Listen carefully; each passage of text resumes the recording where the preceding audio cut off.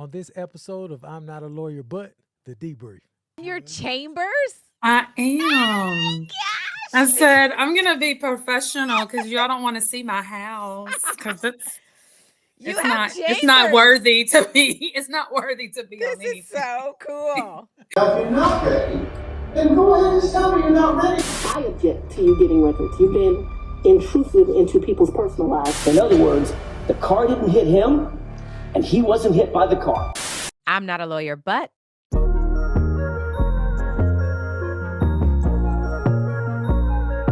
are y'all keeping up?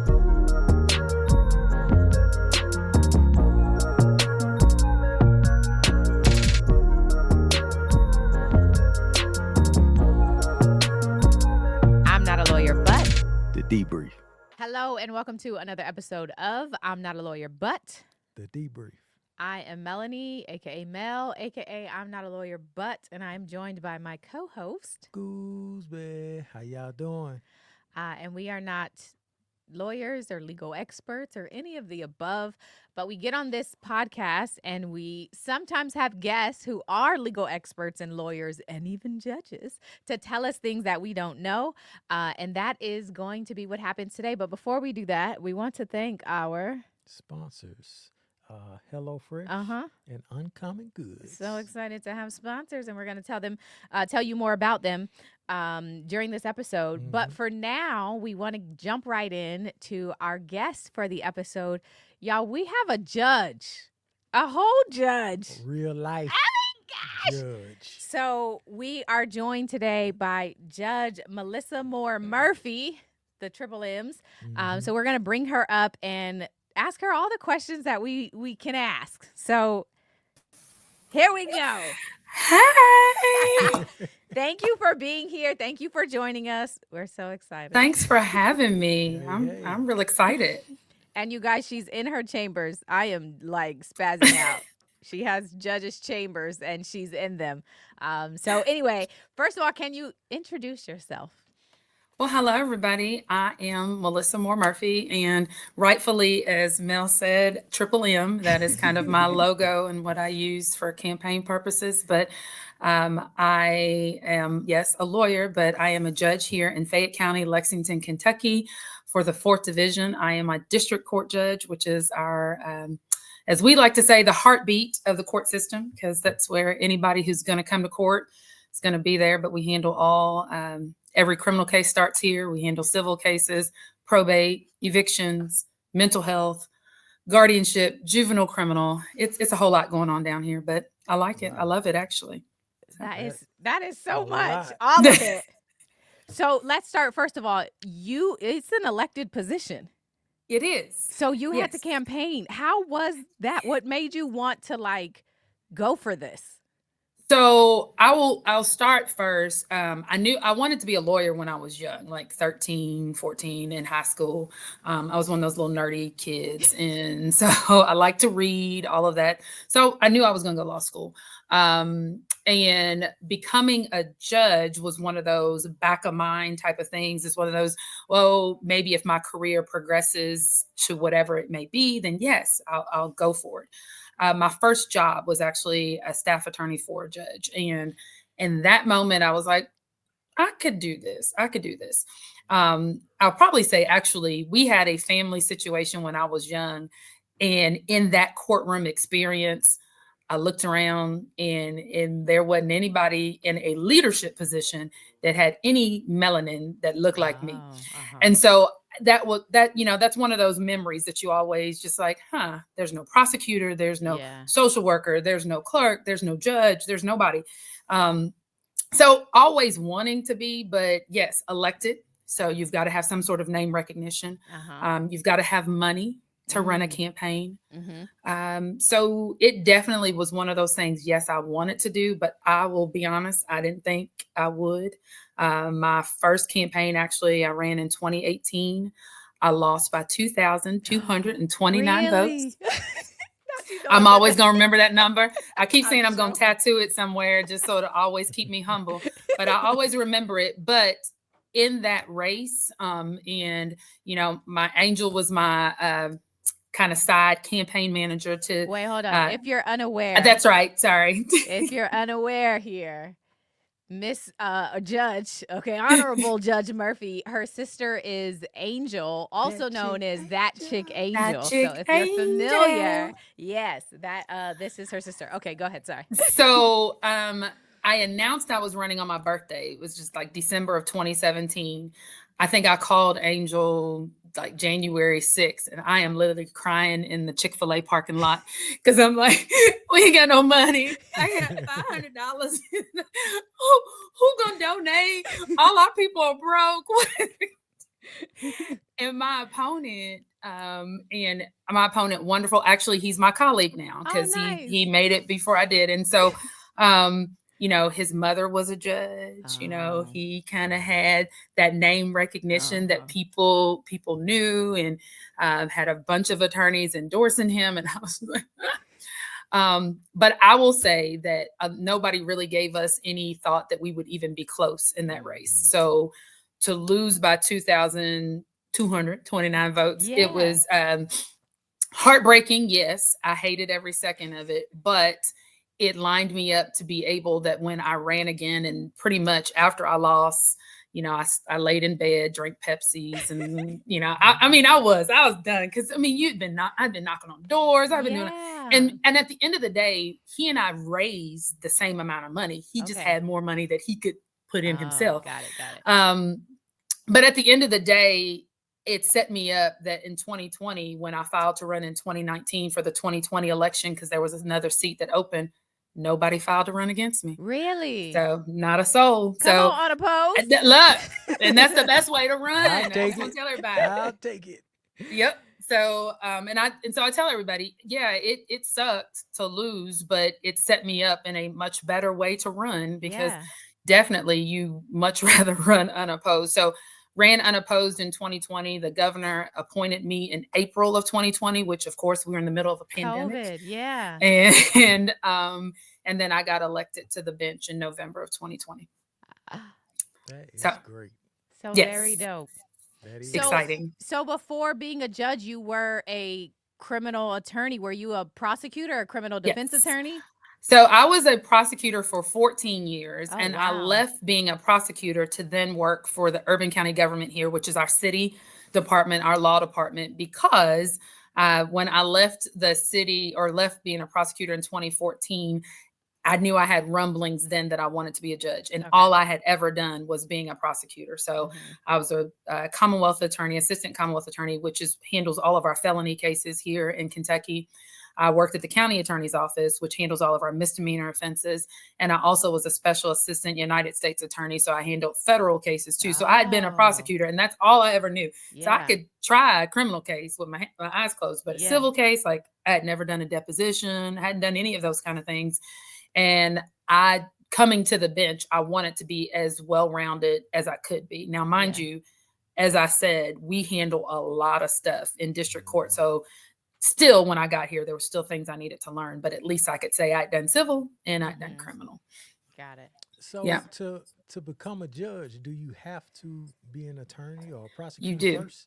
Okay. Yeah. Well, you've got to be. So in district court, you have to, in order to run for a district court position here in Kentucky, you have to practice for 2 years. So you have to be a licensed and practicing attorney for 2 years. To run for our higher court, circuit, Court of Appeals, or Supreme Court, you have to be a practicing attorney for at least 8 years. So there's levels of experience, of course. I always say, even at 2 years, you don't know what you don't know. Like it's because you're making decisions. And some of them tough, some of them not as tough, because the law is the law. But you're using your discretion, and sometimes I think you have to lean on that experience that you may have in order to make the best informed decision. Because that's what I was thinking. I was thinking you have to at least practice for absolutely 5 to 10 years before being. There's some people that think, right out the gate, they just gonna. I was afraid to even just open up my own shop. Like there's a lot of law students, they graduate and they just go out in private practice, and I'm like, what is wrong with you? Like, well, who gonna tell you what you need to, like, what's happening? Yeah. and that could also be just, my own insecurities, but I think that you need time to at least be able to see what you should do, and also kind of look and see what you shouldn't do. Yeah. And you need that time to bake.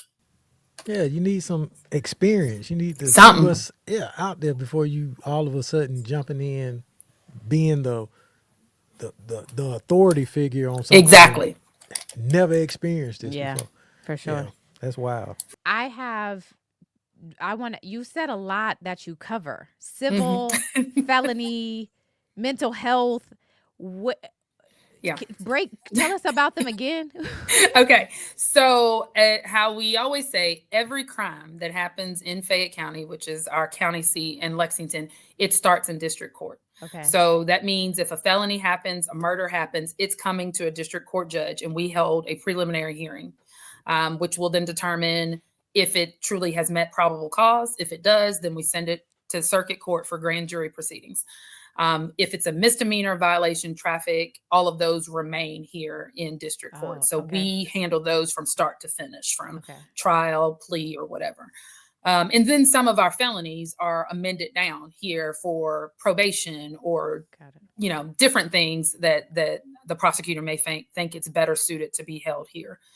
So that's our criminal side. I also say, when I say all criminal cases, we handle every juvenile case from start to finish. So any juvenile that's committed a criminal offense in any way, we handle those from the arraignment all the way to the disposition of it. And we keep those, and we keep that particular kid until that kid turns 18. So if a child commits a robbery or a theft at 13 and then commits an assault at 15, we will be that judge. Like, it doesn't choose another judge. We keep that kid. Like, you will be that. You'll be as long as it's as long as I'm the 4th division judge, he stays with me until he turns 18. Like, unless I leave here. Yeah. So in Kentucky, they did this whole thing when we created our family court system. One judge, one family. So if a child enters the court system, then that family will stay in that particular division or with that judge for as long as that judge is there. So interesting. Yeah. That was a good I think that's good. Yeah, I think it actually it is, because then I know mamas. Yeah. And when I see them come in, I'm like, oh, it's been a rough one. Like, I can see it when they come in and they sit on the little bench, and I'm like, oh, this is gonna be a rough moment here. I know, and then I know kids too, and they know me, so they know when they come back in front of me. Some of them will be like, dang it, I'm sorry, Judge Murphy, because they know. But then there's some that they don't care, and I'm like, well. All right. The parents gonna be like, because you saw him 2 years ago. Yeah. Exactly. And because they know that, and we kind of build that, and hopefully we also know what are the services, because for juveniles, it's different than when it's in adult court. Our whole purpose in juvenile is to try to rehabilitate that kid in whatever way. So it is not focusing mainly on the punishment. And we know we've got kids that do some really, really egregious crimes. Yeah. And we're not really talking about that. We're talking about the kids that starts, breaking into cars, the kids that are, out there fighting all the time. What is it that's causing them to do those type of things? And how do we get services for the family, service for that kid to try to course correct? Yeah. And sometimes we're successful, sometimes we're not. I hate not being successful. That's probably the worst part of it, but we have it. So other than our criminal, we also do civil. So civil here in Kentucky is anything, our civil dockets are anything under $5,000. Our legislators have been trying to change that, because $5,000 is not a lot of money anymore. No, it's not. Is And anybody suing for less than $5,000? That seems like a waste of your time. Oh, they suing. If you owe a credit card bill, if you owe a doctor's bill, if it's a car wreck, any of those. They suing.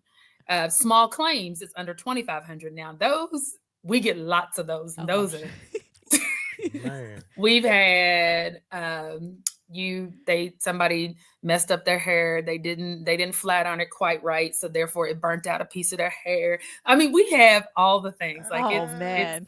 it's basically what would be a Judge Judy, Judge Joe Brand type of, those are our small claims cases. We do evictions. So any person hasn't paid rent or violated lease agreements, we handle eviction hearings. What are you all squatter laws there? Have you had any of those issues? All right, let's take a break from the show and talk about HelloFresh. With HelloFresh, you get farm fresh, pre-portioned ingredients and seasonal recipes delivered right to your doorstep. Skip the trips to the grocery store and count on HelloFresh to make home cooking easy and affordable. The holiday season is just around the corner, and we're all looking for ways to spend it stress-free. HelloFresh makes mealtime nearly hassle-free with delicious, home-delivered, chef-crafted recipes that come right to your door. Check out HelloFresh's market with over 100 add-on items like desserts, quick breakfasts, snacks, and a lot more. This month, they even have Thanksgiving items to help wow the crowd with minimum effort on your part. All right, now with my family, we love the pepper steak. I believe it's the pepper steak. Outstanding over potatoes. Mel gets the ingredients. Matter of fact, the last meal I cooked, I got the ingredients. Looking at the instructions, step by step, you can't go wrong, okay? Everything is there for you, and your family will be happy. My kids are happy, and the amount they send to you, we be having leftovers. So get 10 free meals at HelloFresh.com/free lawyer. Free lawyer. Applied across 7 boxes, new subscribers only.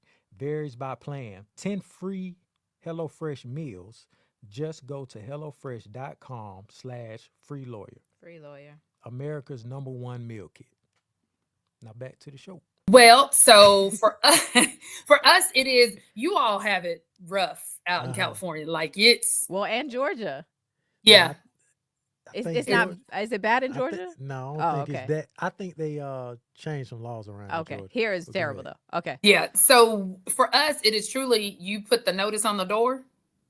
And you put the notice on the door, you give them so if somebody is, and we really don't have many squatters, but when we do, the person, they have to put notice on the door or give them notice. I always think that this is always suspect, just a little bit, because, you know, you have landlords that say, yep, I taped it to the door. And it's like, did you? And for the most part, we have some really trustworthy attorneys, and we, you know, but those that don't, I'm like, take a picture of it and make sure you bring that as proof to show that you did what you're supposed to do. Got it. But post notice on the door. And as soon as you post that notice, they got 7 days. If they don't do what they're supposed to, they come to court. We come to court and I hear the facts. If that person doesn't have a lease, all the things, then they can go in. They come in after I do a judgment. 7 days after that, they can come in and get a writ, which would allow them and a constable or a sheriff to go and remove someone's items from that property. Dang. So yeah, we do that. We have Okay, mental yeah, health. okay. So mental health, of course, is those folks involuntarily hospitalized. Doctors said that they suffer from some sort of mental illness and we need to treat them in some way. So we hear those. Okay. We do guardianship and conservators. So those folks that can no longer take care of themselves, either because of mental health reasons or because of their age or because of a diagnosis at a young age. You know, any type of young person that may be on the spectrum that will not be able to leave their home to take care of themselves. We get lots of those as they are about to turn 18, so their parents can still help them and provide them services as they grow older. I think I've left out something. Probate. So we do wills and we do name changes. Yeah, we do. It's a whole lot. And my other judges always tell me, and we sign every search warrant in Fayette County. Really? So yes. So anytime there's a search warrant for any type of property, car, anything, we sign them. How much? That's some tea. How much annual training do you need as a judge? We have to go yearly. So we have a yearly college that we go to. And then we also have webinars that they send us on a monthly basis. and then trainings that we can go if we choose, like if there's an area that we're really focused on. So myself and my colleague, Judge Thurston, we started a juvenile treatment court, and that's focusing on the mental health of our kids. And so we're the only one in the state. And so we try our best whenever there's a training on juvenile justice somewhere to try our best to get to those places to learn what we should be doing on how we should best help our kids. I commend y'all for doing it, but you just added more onto your plate. I did. We did. But actually, all of our judges. So Judge Thurston also does a drug court. Judge Tackett does an adult mental health court. So all of us have a specialty court. My colleague, Judge Bell, he does a child support court. Judge Gunther does another mental health court. So we all have added more. But when you're sitting in a criminal docket or sitting in a civil docket and you're like, this really shouldn't be here, or how do we make sure that this kid doesn't keep on coming? Yeah. Okay. And that's what we're seeing. We're just seeing kids that, like I said, it's one family. So I'm seeing the same kid over and over again. And it's like, well, what's the problem? I just don't believe that a kid wakes up in the morning and says, yep, I'm going to school and I'm going to fight my teacher. There's some other stuff that's going on. Can we get to the root of it all the time? Probably not, but we're going to try. As always, my mantra is I'm going to throw spaghetti at the wall and see what sticks. And see how we figure it out. So you kind of answered a part of this, but I'm curious what you would say is the best part of your job and the worst part of your job. So the best is kind of morphed into one. I always say, because I have this fun little title, I get the opportunity people always ask me to come speak to kids. So hands down, I rarely say no. My siblings and my nieces and everybody's like, you got all these free speaking engagements. Stop doing that. But I just think, one, as I said, the reason that I really wanted to be a judge, because I knew early on that there were very few that looked like me in this position. And I went today and I went and read to elementary kids this morning at preschool. And this little girl, literally, that's all she kept on saying. She's like, oh, her hair's like mine. I look at her. I mean, so you see that. Like, I have a picture on my mantle back here of this young lady that one of the times when we were doing Zoom court, because it was COVID, I got to speak to her class, and you just see her Afro puffs and she's just sitting there staring. And that, to me, if I'm not doing anything else, hopefully it's inspiring, because I'm not going to be here forever. So who's coming next, and how do we make sure that there is a next to inspire that? But also in juvenile court, being able to have those conversations with the families, with the moms. And you have moms that come in and you can tell they are wore out. They've tried everything that they think that they can do without, whooping their child to death. Like, they've tried. So how do I make sure that I'm giving the best that I can to them? So that's kind of the best. And it's also the worst, because when I get to that end, I'm like, I've tried everything. I don't have anything else but to send this kid away, to commit them to juvenile justice or to the juvenile cabinet. That's painful to watch. But hopefully, and I've had some success that they come back and they're better. They're better for it, but it doesn't make it feel good when it in the midst of it, though. Yeah. Have you ever, I don't know if this is appropriate to ask, have you ever sentenced someone and then like had to cry? Like, do they bring you to tears sometimes? Yeah. She's like, girl, this is an easy answer. That was an easy question. So my older sister, Daisy, which it's wrong. It doesn't work. She says you're supposed to clench your butt cheeks and that makes you not cry. It don't work. It don't work. I've tried real hard. I'll be sitting there, I'm like, so you go with I have gotten better, so it's been 4.5 years here. So definitely gotten better that I'm not crying every time there's something where you just, because you'll see moms that are, the kid is still in detention and there's like, can I hug my son? And they'll go hug him and he's crying and she's crying. And I'm like, ooh. And then the things that you hear, we had one case that literally, while I am on the bench with her, we're unraveling the fact that this young girl is probably a victim of sex trafficking. Oh, wow. And I find this out because I'm mad because she is supposed to be on home detention and I'm looking at her ankle monitor And I'm seeing all these places and I'm like, and so I'm fussing. And then I look and I'm looking at the addresses and, Lexington, Kentucky's not that big. So I'm familiar. I'm like, wait a second. Yeah. That's a hotel. That's a Oh. hotel. And so then I'm like, why are you going to hotels at 2 and 3 o'clock in the morning? And so as we start asking more questions, then I'm like, oh my God. so it's things like that you encounter that you're just like, I didn't sign up for that. That's not what that's not what I thought today was going to be. So yes, tears definitely come much stronger, but I find ways that I'm like, okay, let me just take a break. Go get off bench, come back and and we move forward. My mind is blown right now. Because you can go from somebody suing somebody for $2,500. Yeah. And then the same day, this young lady come in could be possibly being trafficked. That is, your mind has to, that's just a roller coaster of emotions. It is. Now, I will say that our dockets are kind of, for the most part. So Monday is my juvenile docket. Okay. Wednesday's my civil docket. And then I do have a small criminal arraignment docket after. And then Friday is my felony docket. But every now and then, yes, does it all cross itself? It does, because you may have to have a hearing on something on a day that you didn't, just because you have an open hour or something. So it's always, you don't know what the day is going to hold. When you wake up in the morning, you come in and you're like, okay, this is what this is. When we do our search warrants here in Fayette County, we still make the officers come to our house, like if it's after hours. I was going to ask that. Okay. Yeah. Sorry. I'm sorry. No, you're good. No, this is what I want. See that in the movies. I know they're pulling up at your house like, can you sign this? Yes.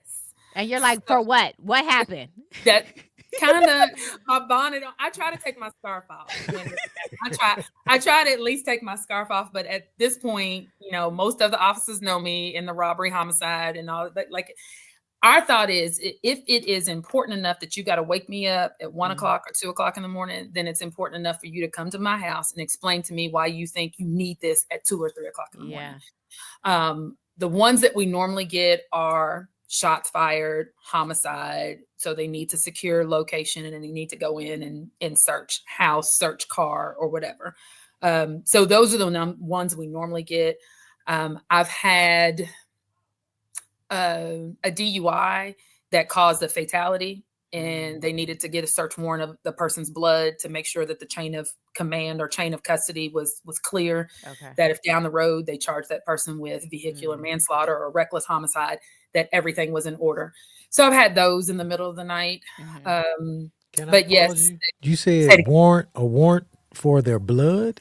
Yes. So this is to confiscate their blood, to do a blood draw to test their blood to see what their blood alcohol level is. Oh wow, I didn't know they needed a warrant. So if it is just a regular DUI, you can refuse. You can refuse a test. You can refuse a breath test, and you can refuse blood. But if it is a DUI that has caused a fatality or a serious physical injury, they can request a warrant to ensure that they're getting that evidence in that case. Now, how Karen Reed? Oh yeah. Yeah. Do you know the Karen Reed case? Briefly, from I'm not a lawyer, but my question is, if I refuse that, if I'm like, man, you're not taking my blood, how would they get my blood? Judge Murphy for a warrant. When we get a warrant, she approves the warrant, and I'm so when I approve the warrant and that person doesn't, then to be honest, I'm not sure what the hospital does, but I think that the hospital then says, you have a warrant, you have to submit to it. If they don't, then it goes through a special hearing. The reality is that very rarely do they. We've had somebody want to refuse a warrant for a rape kit. So say, for instance, somebody's already submitted to a rape kit and we did a warrant for a swab of their mouth to see if it matches. Yep. Had somebody say that they're going to refuse. And I'm like, oh, okay, well, then we'll have a hearing and we'll hold you in contempt for refusing to follow my warrant. And then contempt means you just stay in jail until you decide, Okay, that'll do it. Yep. To do what I told you to do. Yeah, that'll do it. Yep. What would you say defendants or people who have to come before you, what do you think what do people know about you? Like if they're like, who's your judge? And you're like, I got Judge Murphy. Are they like, whew, good luck? Or are they like, she easy, you gonna go home today? What do people say about the Honorable Judge Murphy? So I've been told. It's a mix. It is a mixed bag. I think when people are out of custody and they walk in, I will say this, and we can call it respectability politics. We can call it whatever. But you're not coming. If you are a Black person, you are not coming in my court with a bonnet in your head or a scarf. I don't embarrass folks. Mm-hmm. That's one thing that I try my best not to do. So I will call them up very gently to the bench, and I'll put the little white noise on, and I'm like, hey, I know. I said, but we could have done a brush. We could have done whatever, but you're not going to do this. So the next time you come to my court, you figure it out. Mm. And there's not been one person that has not received that well. And they was like, oh, I'm sorry. I just was running late, this and that. But when they come in, you can tell that they have an attitude like, this is how I come. And I'm like, no. You don't get to do, not in this setting, because people already want to think the worst of us. So no, don't do that. Those that are in detention, I have been told from some of the detention workers that, I mean, their bond is very probably not going to be lowered the first time. They know that if they're asking to go to treatment, that one, they better not have missed my court before, because I'm probably going to say no. But if everything is fine, I'm going to make them. So say, for instance, they've pled guilty to serving 6 months or serving 180 days in jail. They're going to serve at least half of it before they can come to me and say, can I get inpatient treatment, or can I get this? Because I'm like, you agreed to this. This is what you said. You committed this crime, and you said I will let you out, but you're going to have to at least serve part of it. Got it. I hope they're saying that I'm consistent, because I try to be the same. I have taken it upon myself to ensure, because I've been a prosecutor. So I've sat in that seat, and I've heard recommendations. So they know that I'm going to question the prosecutor just as much as I am the defendant. So if they come up with some recommendation and I'm like, oh, you just and I've had this done where there was a white woman that was given probation and she had a drug charge. And then the Black male, he got straight jail time. And so I asked him, I said, what's the difference? Explain it to me. Yeah. And if you can't explain it to me, then no, y'all go back to the drawing board and y'all figure it out. Yeah. And I think that that's partly my job to do, because instead of always just accepting what they do, because sometimes I don't think prosecutors are all aware. I think they just do what they, and if someone says, yeah, I'll take it, then they're like, ooh. And I'm like, that's not what our system's supposed to be. Our system should be every person is treated fairly. They're treated consistently for the crime that they've committed. Yeah. That's so interesting. I was about to ask you, do you feel like that's the responsibility of judges? Absolutely. To make sure that sentencing, recommended, all of that stuff is fair across the board? Absolutely. A lot of people always want to say that we're the gatekeepers, and I don't know if that's so much, because at the end of the day, we're not the reason that people are in court. We don't have the ability to bring, that starts with the charging officer in what charges get there. But when they make it to me, how do I ensure that people will at least have, I know our system was never truly designed to be equitable. It just wasn't. Mm-hmm.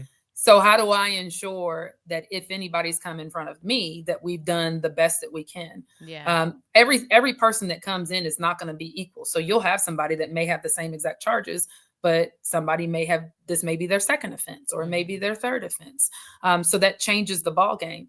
But if all things are equal and the only thing we're looking at differently may be their race, or maybe it's not even that, it may be the social economic. Mm-hmm. So somebody has a public defender and this person has a paid attorney. Yeah. And that paid attorney worked that case until their fingers were numb. Sometimes that makes the difference. It makes the difference in a lot of cases where you'll see the recommendation. And I'm like, well, how did we get there? Yeah. Especially when we just saw this case 2 weeks ago and that wasn't even thought about. So Yeah. Interesting. Have you ever had a case so ridiculous? For example, there was this case in, I believe it was Texas, where the young man, he got suspended or expelled from school because he had dreads, yeah, Oh. and they were telling him, you have to cut your hair or you won't even graduate. So right. like the family sued the Yeah. city and all that, but the judge decided with the county and was like, cut it or leave the school. Have you had any situations like that? All right, let's take a break from the show and talk about uncommon goods. Spark something uncommon this holiday with just the right gift from Uncommon Goods. The busy holiday season is here, and Uncommon Goods makes it less stressful with incredible hand-picked gifts for everyone on your list. Gifts that spark wonder, delight, and that's exactly what I wanted, Phil. Uncommon Goods, they travel and soar around the globe looking for original, homemade, absolutely remarkable things. Somehow they know exactly the perfect gift for every single person you know. Here's a few favorite gifts that I found on the site. You all already know. I've already ordered it, the pickleball situation. It's pickleball kit that you can set up outside or inside. I'm also traveling this year, so I'll make sure, you know what, forget my travel stuff. I'm getting my wife something.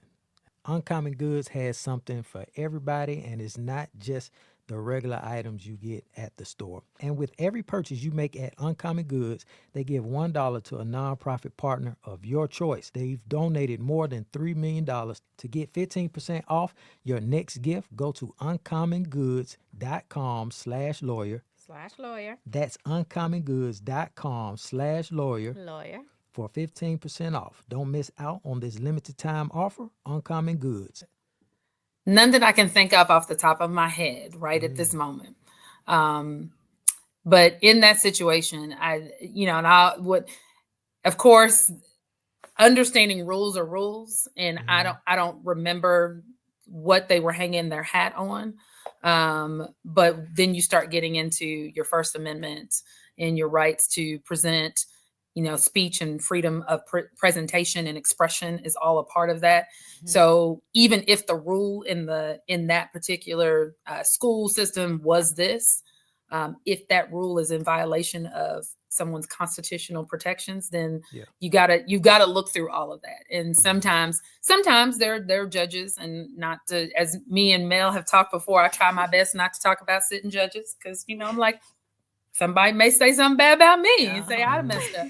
But we have to look at big picture and see if what this person is trying to accomplish or what is in front of us, if that's violating their rights, we got to be big enough to say, you know what? No, I'm not doing it. Or no, this is what I should be doing. And so often, it's not always, it's just, especially if you have judges that have been on the bench for a while, sometimes it takes them a while to not do things from rote and from memory. I think the judiciary, my hope is that we still get judges that really want to do the job, because we really have a sense of what justice should be. But we know that there's always going to be people that want this job just because they believe it's a title and it's what it is. As I always say, I work for the government, so it's definitely not about money. So, 'cause I'm a government employee. Do you find, or do you have experiences kind of on that note where the law requires you to do something even when you feel like this is not right? And an example that comes to mind, there was a case in Atlanta, a woman named Quanisha Johnson who had experienced domestic violence with her boyfriend previously. He was also the father of her child. She calls the police because she had gone out and he was telling her to come home. And she's calling the police because she's scared. He beat me a week ago. I'm scared. She's calling, and the police take forever to get there. And then they finally come, and they don't go inside, and they essentially tell her, we can't do anything. So while they're sitting outside, she goes inside and she ends up shooting and killing him. And so she gets arrested and gets charged. She is found guilty by the jury, Mhm. and it is the opinion of me that the judge was like, literally in her delivery of the sentencing, is she's saying you did everything you could. You Right. did everything you should have. You called the police. And so So she essentially sentenced her to the minimum that was allowed per the charge. And Right. then her attorney was like, we plan to appeal. And she was like, well, she can be on bond until y'all appeal. And I was Yeah. like, wait, so the girl just still gets to go home? And I still haven't seen an update. So I'm like, this lady's just out here living her life. But anyway, it just made me question. It made me feel like, man, this probably was like an internal struggle, but like by Yeah. law, you're required to do certain things. So anyway, that was a long question to ask you. Do you find yourself in those situations? I do. In criminal, not as much, but there are some, especially when domestic violence is at play, where it has hurt it or hit me the most. Is eviction court, because when I started was in the middle of the pandemic, and so nobody had any jobs, Yeah. nobody had any money to pay their rent, and so I will say when I started, they're supposed to have 7 days to vacate. Now they'd be like, well, Judge, can I have at least 30? I said, you can. Yep. yeah. I need until the end of the month. Absolutely. I Uh-huh. didn't ask the other side. And I know I'm violating all the things, but I'm like, how we can't do, nobody's moving. Nobody's doing Yeah. anything. What do you do? And Yeah. it turned in, and then of course the federal government kind of put moratoriums on evictions for a while Yeah. anyway. But then even when we came out of it, I had a case specifically. The urban county government promised to give money to this family in order to pay their rent. They approved it, and then they went back and said, "Oh, technically they didn't qualify, so we're not going to give them money." And I'm like, "Yeah, you are." Yeah.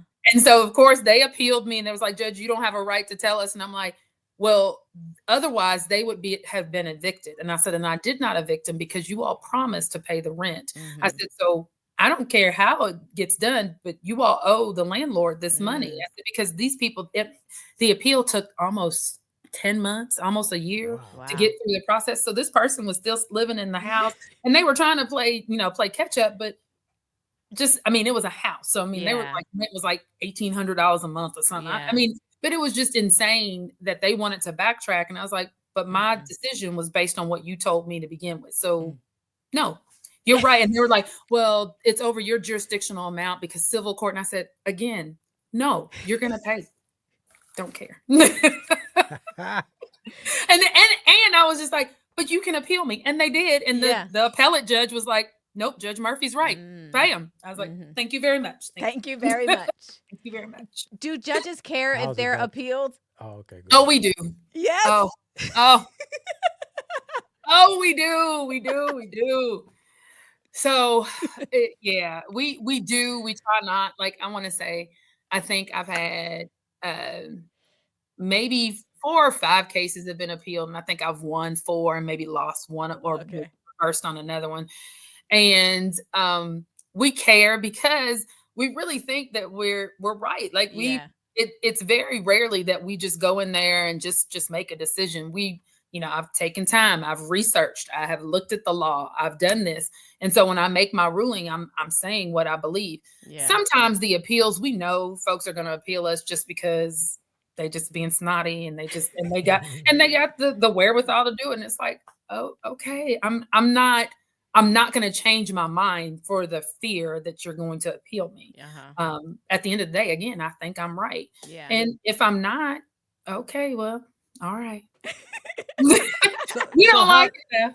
So how does an appeal, how is it overturned? Like, so it goes to a higher judge. So it will go to a higher judge. Yeah, it goes to another court. So for us, it goes to our circuit court, and our circuit court then makes the determination. So one of an easy appeal that just happened in eviction court, and I'm just using this one because it's not criminal, but we had under the federal moratorium, it was basically truly any evictions, any that had Fannie Mae loans or any type of federal backed loans within their mortgage. And in that, they had to give 30-day notice instead of the 7-day notice. So basically, after all of the moratoriums were stopped and we've gone back to regular, the federal government specifically only repealed like 15 section E and G, but they didn't do F, and F was the 30-day notice. So they didn't specifically say it, but we were like, but we're back to normal and they're not doing what. So we all were like, no, it goes back to 7 days. And our circuit court said, no, it's still 30 days if it's a federally backed mortgage. And we were like, okay. I mean, for us, we're like, cool. That, Yeah. I mean, I'm fine with that. Yeah. I think people deserve more than 7-day notice anyway. But that was one of the things that we honestly, I thought I was right, but they said no. I was like, all right, we live to fight another day. Gotcha. Are your cases available for the public to watch so I can make an I'm Not a Lawyer But video? Absolutely. Absolutely. Yeah, no, we have, so all of our cases are open. The only court that's not open is our juvenile docket, but our felony docket, misdemeanor docket, all of those are all open. Yeah. Okay. It's all How open. do you feel about a lot? Sorry, you're going to go ahead. Go ahead with your question. I was going to say, there are a ton of people who are tuning into trials, a lot recently. Obviously, the YSL trial, which has gone on forever. The Karen Reed trial, which I mentioned. And but I want to say, let me just say, thank you so much. Well, and I know, but let me, point of privilege here, just for absolutely. a bit. I will say, reading indictments and going through that is a gift, Mel, because people don't, because it's a lot of lawyerese and but how do you make it plain and especially make people understand? Because I cannot stand, well, why didn't they bring the criminal charges? If he did it, why did they now found? It's like there's a whole different space and it's a whole different burden of proof. And it's like a criminal case, it's beyond a reasonable doubt. But and so it's night and day. And so I will tell you, when I'm reading, I was like, yep, that's what it means. Mm-hmm. Yep. I was like, tell the people. Yep. Mm-hmm. But yes, trials, people watching trials. Yeah. What are your thoughts about it? Do you like transparency in regards to this, or is it annoying to you? No, I do. We've had in, Kentucky is very rural. Our two major cities is Lexington and Louisville. But in our rural counties, a lot of those judges, if you're late to court, then they lock the courtroom. And I think that is a constitutional violation. Every one of our cases, our courts are open to the public at all times. And you have to know that. And I think that is the benefit of us being elected to the bench, is that anybody from the community, we're asking them for their vote. We're asking them to say, hey, I want you to allow me to serve you in this seat. They have every right to come and sit and watch what I do at all times. When we were doing Zoom court, because we'd have people on Zoom. We had no idea who was watching us. Sure. No, we would just see iPhone 12 over in the corner. And I'm like, I have no idea. And so you don't even know if that person's on your docket. Yeah. And then at the end of the docket, they never said a word and they just hang up. I'm like, oh Lord. Just watching. Exactly. Just watching. And so does it make you kind of, hyper aware? Yes, in some situations. But my hope is that every day that I go downstairs that, I have this on my wall and it's like, do justice, love mercy, walk humbly. So hopefully every day I go down there, whether it's the cameras are there, whether they aren't. Our cameras, they have to call and ask. Whenever we have a murder or any big case for our prelims, they always call upstairs to our judicial staff and say, hey, will the judge allow us to have cameras? And the reason that we ask them for that only is because we don't want to have 17 cameras in the courtroom. So it's whatever news station calls first, that's who gets to be down there. The other folks, the reporters can come, but they can't bring their cameras. Got it. But my hope is just that every day that I'm doing the same. And, we all have our bad days, but hopefully I woosah myself as I'm on the elevator riding down and I'm doing the same thing that I would do whether people are watching me or whether they're not. Yeah. Yeah, cameras make sure you try, make sure you it does. Oh, because let me tell you. Not in YSL. Well, this is what I will say. I would tell them every time they ask me whether the cameras can come, I tell my judges, I said, don't y'all let me walk down there without my lipstick on. Don't y'all let you, if it's a bad hair day, just tell me, just slick it back a little more. Just make sure I'm looking appropriate. Yes. And the real reason is because even though we're a smaller part of a felony trial or a felony proceeding, they're still showing a video from my court from a preliminary hearing that I had on a case a year and a half ago. And that case has already been indicted and everything. And I'm not even the judge over it. So people will call me and it's like, yeah, I saw you had that one case. And I'm like, no, I don't. I said I had the first of that, but that's the same video that they'll show over and over again. So I'm always like, make sure I look appropriate. Yeah. But also when the cameras do come, I will say, Greg, I literally, what cases is I call that case first because they ain't sitting in there that whole time. No, sorry. If I know, oh, you here for Slaughter? Okay. Can y'all get Mr. Slaughter? And if there's no attorney that's like, who has this case? We're calling it next. We're calling it. We're calling it. We're not waiting until the end of we're not going in alphabetical order. We're not waiting until the end of the docket. It's to be the first one we call. And normally the news station also appreciates that. So they're not just waiting, through the whole thing. So yes. We have a question in the Patreon from that chick Angel that says, Judge Murphy, did you tell them how you got arrested almost in your 20s? I hate her. What you getting arrested I did not. for? What you done did? Had something to do with a boy, didn't it? Well, it didn't, but it kind of did. But it really, it had nothing to do with a guy. But again, I have always had this strong sense of justice. Oh, Angel, thank you so much for that question. And I was supposed to say, thank you so much for that question. So in college, big sports fan, I was part of, and we never did it the way the other SEC schools did it. Basically they wanted the pretty girls to basically take around the recruits to hopefully get them to come to the university. Well, I was always a little hood. I'm like, I'm going to take you to all the parties and then we're going to go to Waffle House after. So that's a good time. Look, wasn't it? I was like, if you want them to really know the experience, I'm like, look, I'm not trying to fool with this little 17-year-old, but I'm going to take them to Waffle House. So we went to Waffle House after one of the campus parties and we get there. Waffle House is the best food ever. But as we go in, there is a white lady that is, she's back there and you can tell she's overwhelmed or whatever. I don't know. But it's Waffle House. And this is kind of where you work. I don't know what to tell you. So there is a table that is not clean.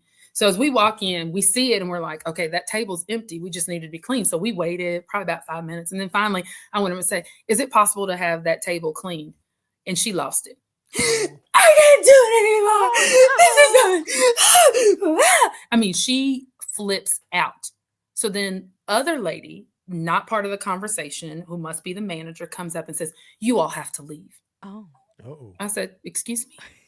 And she's like, you all are disrupting. And I said, I just asked her to do her job. I'm sorry. I'm unaware. And she's like, you have to leave. And so she tries to raise her voice at me. And I'm like, ma'am, I'm at a loss at why you're telling me I have to leave. Yeah. So then she gets on the phone and she calls the police. Oh. Wow. So she calls the police and she throws on the white women tears. There's this black woman. And no. I promise y'all. And I sat at the counter and I said, please get it right. I am African-American. I'm 5'7". I'm wearing a black jacket and I'm talking over her. And I'm like, please tell them I'm sitting here waiting. And so she's like, and so my sorority sister, she didn't went out in the parking lot. She didn't call my mama. She's like, Mama Dorothy, Melissa's about to get arrested. And so I'm just sitting there. I was like, well, I'm waiting for the police. And so I sat there. They're out and they keep on like, Melissa, let's go. I said, absolutely not. I said, the police are on their way. I said, we're just going to come and talk to them. I said, because at the end of the day, they are paid to protect and serve me as well. I said, so I'm going to sit here until they get here because she doesn't get the right to try to throw on this fear tactic as if I've done something because I've done nothing wrong. So when they get there, they brought a paddy wagon and 3 police cars. Oh my goodness. What? And I listened to her. She only said me. She didn't even talk about the people I was with. And I'm like, they brought up, and I guess they assumed it was Waffle House, so they thought maybe I was drunk. I don't know. But I get out there. And so I met him at the door and I said, hey, how are you all? And I said, and they was like, well, ma'am, they said, they tried to give me the stern voice. And I said, I'm leaving. I said, I'm not going to eat there so they can spit my food. Right. I said, but I needed you to see me so you would understand that I'm not afraid of you. Hello. And I don't know what she's got going on. I said, but you again, and I said the same thing. I said, you are paid to protect and serve me too. And I said that she didn't get to tell me to leave if I've done nothing wrong. And he was like, well, I did, and so he's backing in. And I was like, but you have a wonderful night. I got in the car. This is Melissa. You're not even an attorney. I'm not a lawyer. No, I'm not a lawyer, but yes. But I know my rights. Did the police pull up? I was a senior at UK and I was applying to law school. So of course it would not behoove me to be arrested. But I was like, we're not doing this. Because you see that too much where people, they threaten to call the police and then you supposed to be scared. And I'm like, scared of what? Why? Those police pulled up with the dip in the mouth. I'm like, hey, I'm not late. Not that bad. Okay. Thank you for that question, Angel. Yes, please. Thank you. Thank you so much for kicking off the Patreon questions with such a great one. We love family insight. So schooling. Yes. How long did you have to do your schooling So 7 years. So 7 UK, years, okay. So undergrad 4 years, and then 3 years law school. And then after law school, of course, you've got to sit for the bar exam.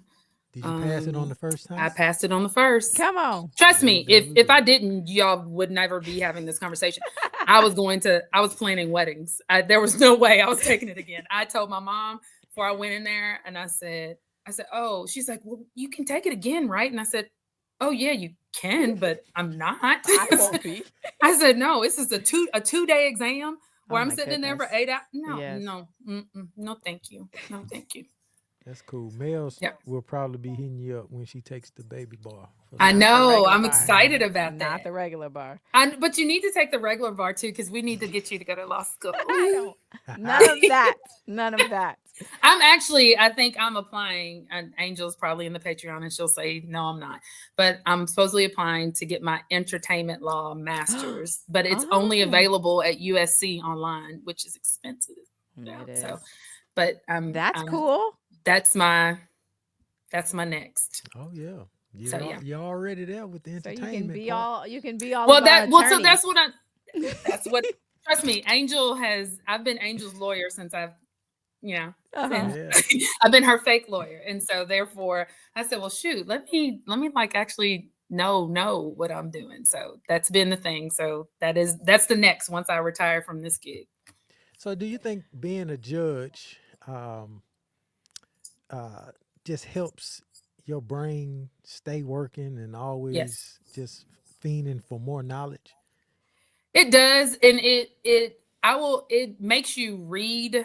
I think when you are whether it's a prosecutor or for most lawyers, they get into a specialized space. So they don't have to know all of the other things. But for us, because we have to go to college, we're having to stay up to date on whatever is the most recent law in that particular area. And can I say that I'm more well-versed? I'm definitely more well-versed on criminal law than I'll be on anything, just because that's what I did for most of my career. And it's easier. It's just, this is what it is. This is the violation of this. I know that. The other things, it takes a little bit more to kind of, contractual stuff, wills and probates. Those are very specialized type of things. And so, but it makes you read. It just makes you stay on top of it, especially if you want to be good at it. Like if you if you just want to just mail it in, then yeah, you don't have to. But if you really want to know that you're doing and making the right decision, then I think being a judge always keeps you staying abreast of what's out there and what's new. Cool. All right. I have to ask about YSL. I know. Okay. And mind you, I am probably the wrong person to ask because I only know from whatever you tell me. So let me. I did watch. I've been watching Josh Johnson, comedian. Yeah. Uh-huh. And so I've been binge watching all of his as well. But he's behind. Like I was like, Mel told me that a long time ago. One of the things I think that is interesting. I mean, there's so many things about this So case, many but things. what has happened, right, is back over the summer, the original Judge Yul Glanville, was recused, which was a process in and of itself. There was the ex parte. I think I DM'd you like, is this okay to do? It was ex parte. I was just like, he did what? It just didn't seem quite right. But as we see how it played out, it wasn't like it was something that brought question, and this trial was something that you did not need to bring question to already because everything else. But yeah, sorry, Micaiah came in. Hold on. Hey, God. So yes, it was main character energy. That's all her. the time, all the time. So Glanville, after months and months of a lot of questionable things happening in that trial, eventually gets recused. And there's another judge, and she says, not She's me. like, nope. I'm not touching it. And then Judge Whitaker is the current judge, so she gets assigned the case. And what she has said on more than one occasion is that she is trying to get this thing to the finish line, essentially. She's like, can we power through? And so she's essentially been able to do that. They have been able to work through more months of testimony, bunch of plea deals in the last few weeks. 2 defendants left. The state is on their last witness. They are expecting to rest their case next week.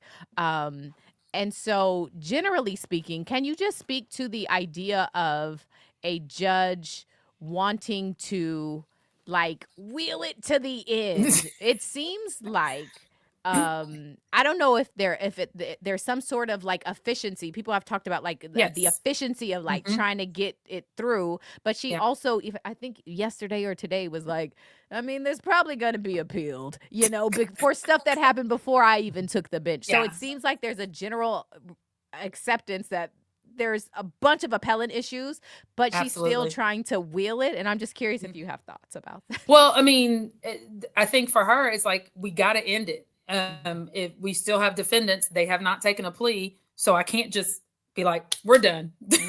I mean, I'm sure she probably comes in every day and it's probably like, I want to be done. Like, I don't, and the fact that she has not declared a mistrial, I think you've commented on this, and this is true. We've gone way too far. We've gone so far to be able to call a mistrial. Literally, we're going to start this all over. Yeah. And we then kick this can way too far to try to do that. That just seems extremely inefficient. And I think that probably plays into her mind of, if I declare a mistrial, now mind you, some of the things are probably are egregious, but they're probably discretionary to an extent that, okay, she could, as they always say, admonish the jury to disregard, which as I always say that, I've said that in trials, and I'm like, dude, they're not paying attention. Yeah. But the hope is you say for them to disregard, and the prayer is when they get back in that room, and that's the reality. We don't know what conversations they will have in the back room. Yeah. But the hope is that they're not they won't rest their hand on the fact that you had one of them say free Quay. Oh shoot, what is it, that thing that they're saying is, I'm going to use to convict this person. Got it. So I think for her, the wheeling it to the end is truly, we've got to end it so we can get to the appellate. Now, does she probably want that? No. because I do think that she's done as good as you can do, 100%, yes. to try, especially to move it, because I will, and I'm, having been a prosecutor, I honestly question whether they were prepared or whether she had enough assistance on this. And I'm seeing all the people up there with her, but I'm like, if we had a big case, we would have someone that only handled the pleas. So therefore, if I had I am forging forward for trial. If somebody still wants to negotiate a plea, they're talking to an assistant. Got it. And therefore I'm not having those conversations. All I'm worried about is how I'm presenting this evidence. And also we prepared, and of course, all of their witnesses are free-minded in the free spirit.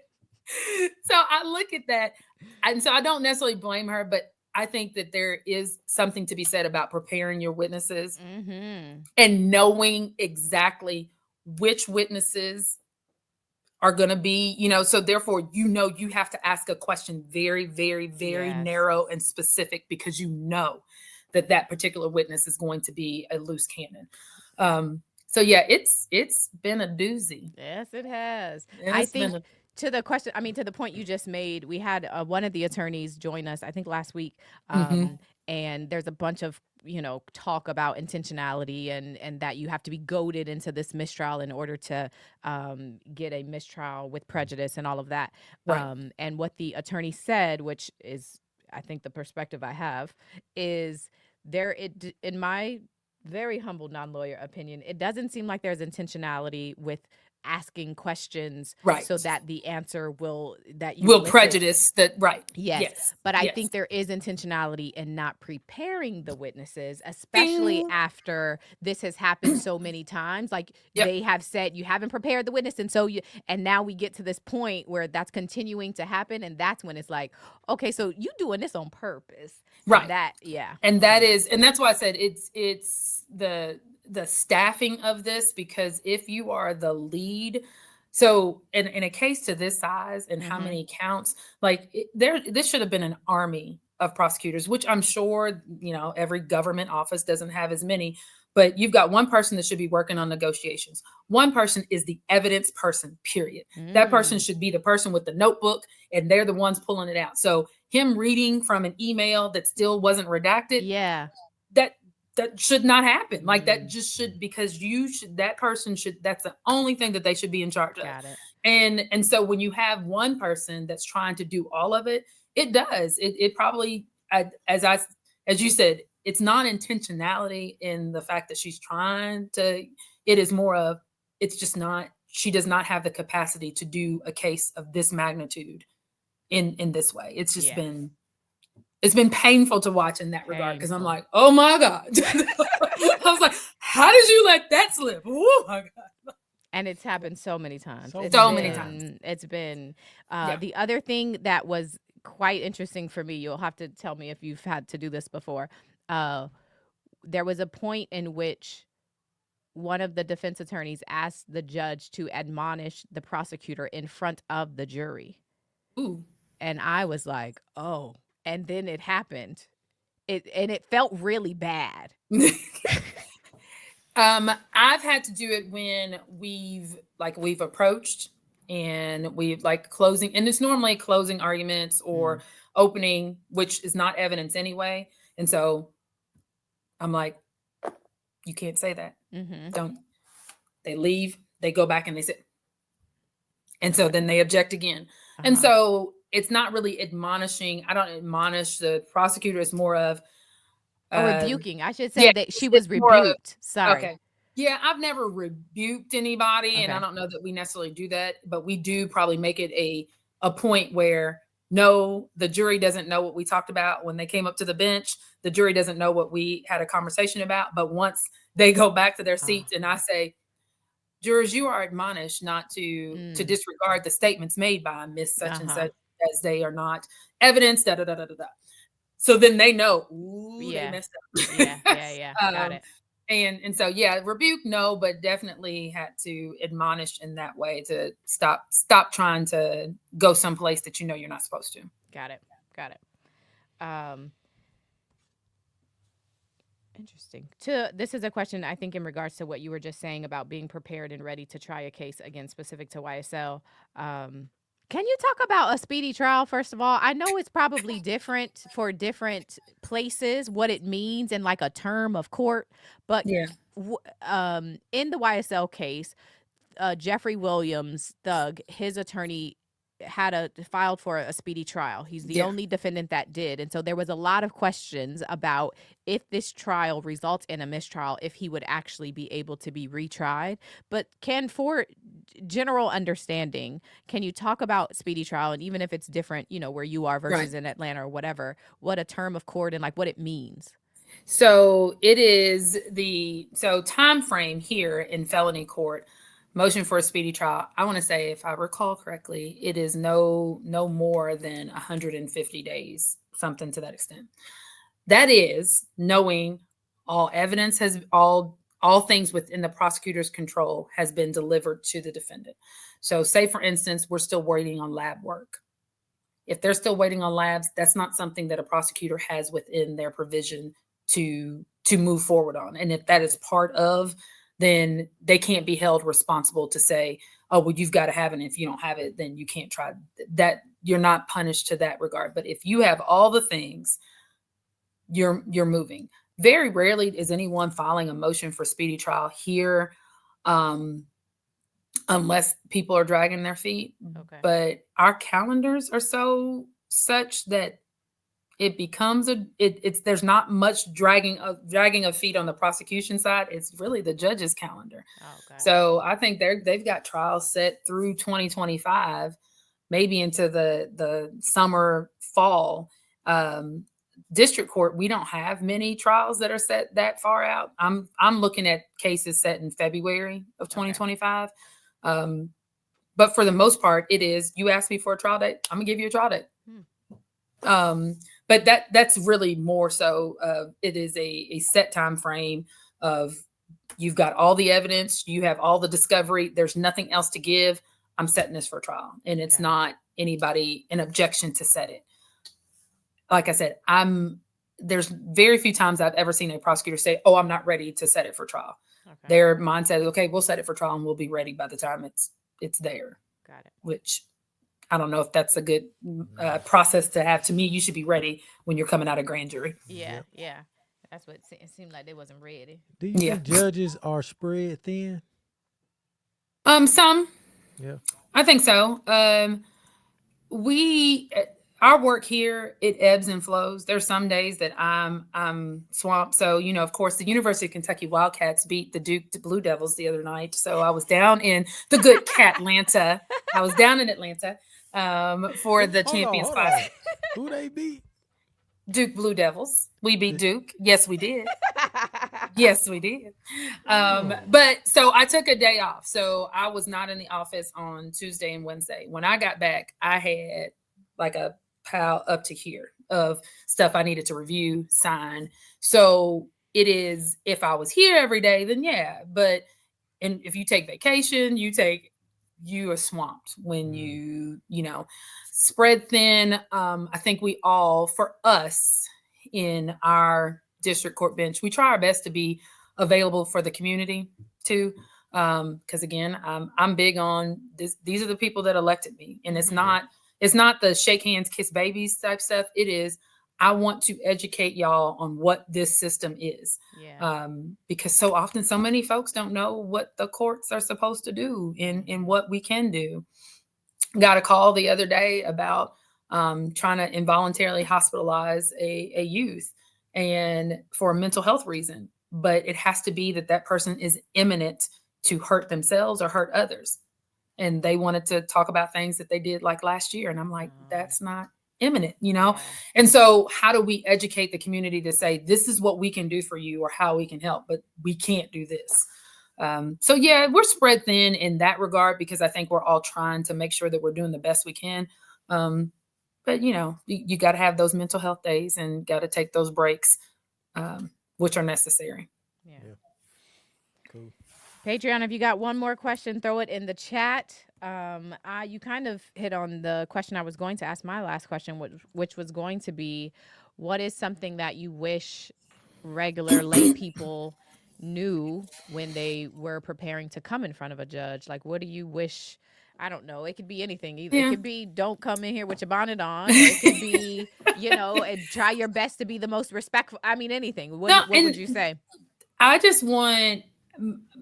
want people to, defendants as well as victims, as plaintiffs, defendant, everybody to know that this is their courthouse. Mm-hmm. So when a defendant leaves and feels as if their rights weren't protected, then we've done something wrong. Mm-hmm. If a victim leaves and feels as if they weren't heard or didn't have the opportunity to speak their voice or whatever, then we haven't done what we were supposed to do. Now, everybody's not going to agree. Mm-hmm. That they'll trust me. If I put somebody in jail for 30 days, they ain't gonna be happy about it. Their rights were violated. Right. But I want every person when they come in to understand, oh, you get to tell me what you want to tell me. I'm going to tell every defendant now, you have a right to remain silent. I suggest you exercise that right. And talk to your lawyer first before you say something, because what you may think is helping you may not help you. But I still want people to feel like in the space of the courtroom, that it is not just supposed to be a one-sided, it is truly supposed to be the scales of justice. It's supposed to be everybody has been able to be heard. And at the end of the day, it's now on me to make a decision based on what I heard. Yeah. But so often I think people think, oh, this happened and I don't get to say anything, or I'm like, no, that's not what court is supposed to be. Yeah. I want people to know what, like you said, like I said earlier, that these are the areas of court that we have a jurisdiction over. I don't have jurisdiction over the school system. That is, that doesn't come under me. I don't have, that's school board, that's their different spot. I don't have jurisdiction over your street lights. That's going to be your counsel. There's certain people will say all the things. A lot of folks are always very upset that people can bring lawsuits. We live in a very frivolous, but our clerks can't turn people away. If you pay your court fees and you want to file a lawsuit against Jerry, this person, they can file it. Mm-hmm. Yes. Does that make you then have to come to court? It does. And I hate that you do, but hopefully it'll be resolved really quickly when we realize it has no teeth in it. But that's kind of the process of what we have signed on to here in the good United States of America. Okay. Go ahead. I keep cutting you off. My last comment should be the last comment. Okay. So you'll save it. Mm-hmm. Someone is asking if you can answer, what is the most impactful case that you've worked on? There's one. When I was a prosecutor, young girl that was sexually abused by a stepfather. Impactful one, because she just assumed that one, it wasn't a rape. But it was definitely forcible touching and I mean, he touched her. That's wrong in and of itself. But she just, in so many instances, we just think, oh, nobody's going to listen to me. Nobody's going to believe me. So one, we believed her. Mm-hmm. She got the opportunity to get on the stand to say what it did to her, how it made her feel. And just being a part of that process, that the system will work. But everybody has to do their part. We've got to have police officers that are going to bring charges. We've got to have victims advocates. We've got to have social workers. We have to have, prosecutors that are willing to do all of the necessary things so that it does work. So that's probably one of the most impactful for me, just because in that space, she was 13. Oh, wow. It was just watching her have to go through that. And I hated it. But it was something that she was strong enough and wanted to do. So I remember it, and probably one of the most impactful for me. Yeah. Wow. I know that's got to be brutal. Yeah. After a day in court, I'm sure you have the deepest sleeps, or do you? Because you're getting woken up for warrants. I just don't sleep well just because I don't sleep well. Because I'm a Black woman in America, so none of us sleep. No, I've got 3 kids. So, age range. So, I'm up probably scrolling through TV, and then I go back to sleep and then I wake back up. But When the police officers call you, Mhm. how do they address you? Or, Judge Murphy. oh, so they, hey Judge Murphy, we need a Mhm. warrant. Why are Right. you doing it with that Right accent? now. He I need a loves this warrant. is his Kentucky I accent. hate it. This is the best. We're on the way. Stop it. Here we go. Jesus. All right. No, they Okay. will. So I always have to keep my ringer on. If I'm on call, I have my ringer on, and my husband turns his ringer on. Because if I don't answer mine, then they call his phone next. Oh, dang, is that serious? Yeah. So Okay. yeah, it's Doesn't he a work in family law affair. as well? No, Oh. he just had, well, he does. He's a senior assistant dean at the university, the law school. Okay. So he's a lawyer, yes, but not practicing anymore. He used to do real estate work. Okay. But yeah, so they'll call him and say, hey, so for instance, Veterans Day, the courthouse was closed. So I was on call the full day. 11:30, I was at home taking a nap because I was off. And they tried to call my phone like twice. And then they called Danny's phone. And he tells my son, he said, go wake your mama up. Because they tried to get over. I was like, oh. So when I called the detective back, I said, look, it's my day off. I said, I was taking a nap. I'm sorry. He's like, we need a warrant. And he did. He came to the house. And I was like, okay, do you swear? And then also, I also want to make sure that they are truly, raise your right hand. Do you swear or affirm that everything that you put in this warrant is the truth? Oh. Okay. So, yeah. All right. Go ahead with your question. Oh, All right. Well, my last question is, yes, sir. any words of encouragement? If I walk my daughters in here right now, it's like, this is a judge. Oh, don't do that. You can become a judge. Oh. This is a judge. This is a young lady that looks just like you. Hello. What would you tell them? So what I will tell them first is that dreams do really come true.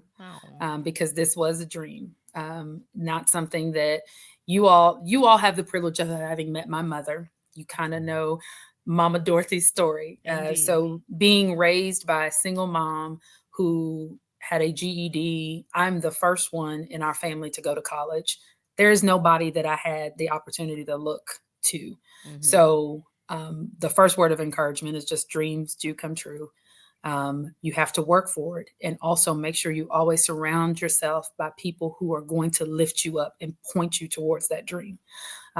Don't I guess labor yourself with folks that are jealous of you, envious of you, or take you away from the thing that you've always wanted to do. Because I always tell my juveniles, if you show me the people that you hang around, I'll show you where you're going. And that's been, so this is my, you probably can't see it. So this is, I see. A picture of someone. can you see her puffs, her Afro puffs? I have to send it to you. But anyhow, this is, yes, I can see the Afro puffs. I'm focusing so you on the see, picture. I see the and little so girl it puff. is, Yep. it's her Afro puffs, and she's watching me Oh. on a Zoom screen. And so that is one of my pictures that I keep in my office to always, again, remind me of kind of the why. So, yep. Cool. I love it. Good question. I'll relay Good the ending message. question. That was. Well, Thank thank you. y'all so much. No, thank you. Thank you for doing this and let us ask you. Yes. I got a little emotional when I asked I you. know, didn't right? know It it was was gonna happen like You that. did too. I was like, don't do good. that. I'm like, Ooh. oh no. You got 2 Look daughters. at me being emotional. Thank you so much for joining us and having this conversation, enlightening us, giving thoughts, opinions. It was so much fun. We'll definitely have to have you back. I would love to. Thank you. Always nice seeing your face. I'm quite sure I'll see you on tour. For sure. February 20th. Get y'all's tickets. We gonna be there. Is there anything you have a Judge Murphy Instagram, don't you? Should I we do. put that in the description? I do. Yes, it is. What is it? At Judge M Murphy. M. Murphy. M Murphy, because Okay. Melissa Moore Murphy, again, is that my handle? Look, y'all. Yeah, I do have I'm crazy, but yes, so that it is Judge M. Actually, it's Judge M Murphy. It's only one M. So Judge Okay. M Murphy is my Instagram handle. I also have a Facebook for, Yes. which is also Judge Melissa Moore Murphy. I think it's at Melissa MMM for Judge is what it was. So. Okay. We'll put that all in the description. And thank you again. Cool. Thank you all. I Appreciate appreciate it. I really, really do. Thank you. And y'all have a wonderful, wonderful, I guess it's still afternoon for y'all. Yes. So, Yeah. It's yeah. evening for you though. It See you is. later. Like it's dark outside. I was like, goodness. So, all right. Y'all have a good one. All Bye. right, Bye. Oh, and tell your husband I said what's up. I'll do that. All I'll right. do that. February 20th. February 20th. So thank you again to Judge Melissa Moore Murphy. What's up? You got something to say? Being a judge has to be fun and stressful. But I can only imagine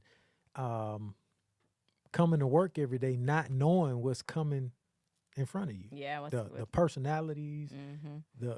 well, you probably know the cases, but the personalities, different people every day.